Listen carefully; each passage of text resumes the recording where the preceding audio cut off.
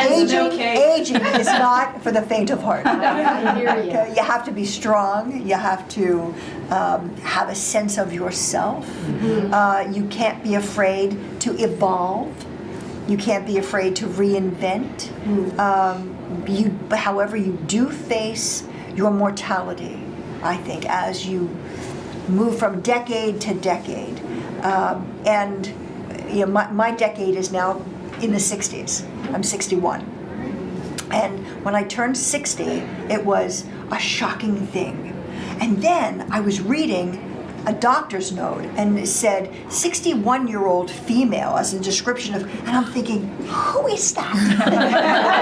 Who are they They're not talking about me. So it's not for the faint of heart. Is it harder for you because you're on TV? Absolutely. Yeah. You try to make it feel effortless. And sometimes it is, and sometimes it's not. You know, and you try not to let the noise of youth bother you, and you try to stay real focused on who it is that you are, because really the veteran status of who I am is greater than somebody else with less experience. Right. Really is. Right. Because you have insight, you have the ability to be able to pull apart elements of stories that a younger person really wouldn't even be able to see because they have not experienced enough of life, or they haven't talked to enough people. Do you think, Tammy, your aging for you is harder than your mom? When your mom was your age? I don't mean now. Well, I'm 37 now. Are you aware that you're aging, or do you still feel? I mean, 37 to me is pretty young. No, It's really Yeah. really young. Do you feel like you're aging?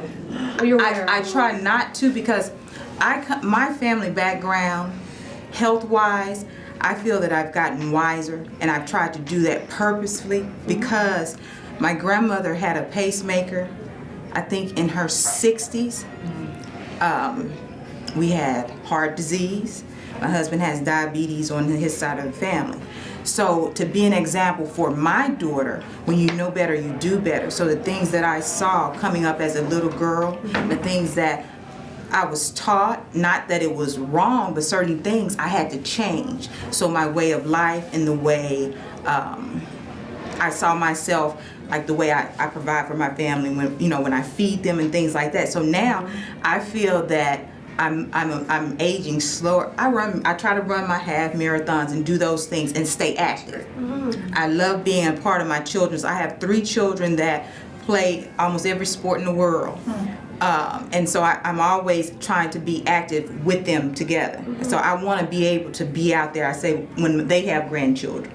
And I pray that will be a long, long time from here. Because I have a 14-year-old, 11-year-old, and an 8-year-old. So when it comes to that, I found, and my mother was very active. My parents are now still very active. I was telling somebody I'm grateful at 63 and 64 that they still have an able mind, an able body to go.